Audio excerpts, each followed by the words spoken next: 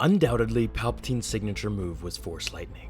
This was the attack that he mastered the most and was the most famous for. In fact, he didn't even use a lightsaber because he was so powerful in the dark side of the Force that he felt the weapon was just too limited in comparison, and only used one to mock the Jedi in battle. In the Legends novel Darth Plagueis, they stand in a large open space, while Plagueis teaches him about the origins of the Sith, which I covered in this video here. The continuation of that is this video, where we will get a glimpse of the first time Plagueis teaches and tells Palpatine how to use Sith Force Lightning. Here's the scene in Plagueis' narrative. A Jedi sufficiently strong in the Force can be trained to produce a facsimile, but not true Sith lightning, which, unabated, has the power not only to incapacitate or kill, but to physically transform the victim.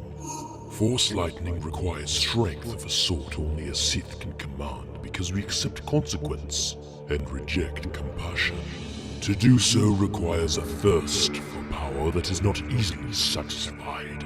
The Force tries to resist the callings of ravenous spirits, therefore it must be broken and made a beast of burden.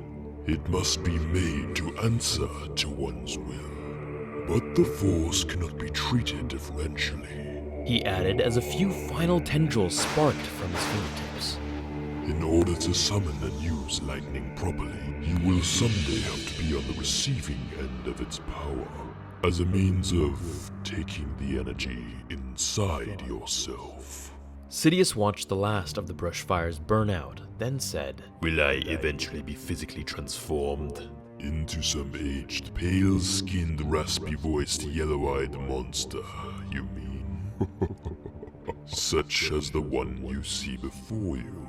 Plagueis gestured to himself, then lowered himself to the ground. Surely you are acquainted with the lore. King Omin of Onderon doth Scion and Nihilus. But whether it will happen to you, I can't say. Know this, though, Sidious, that the power of the dark side does not debilitate the practitioner as much as it debilitates those who lack it. He grinned with evil purpose. The true power of the dark side is an illness no true Sith would wish to be cured of.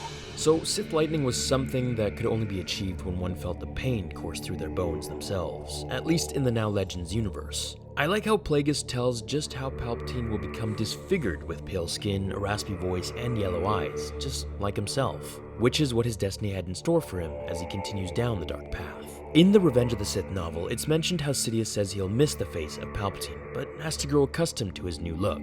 It makes me wonder if the whole time that was Palpatine's real face, or not, as he became more and more powerful in the dark side of the Force. What do you guys think of Plagueis? Would you like to see a standalone anthology film of Plagueis or the younger years of Palpatine?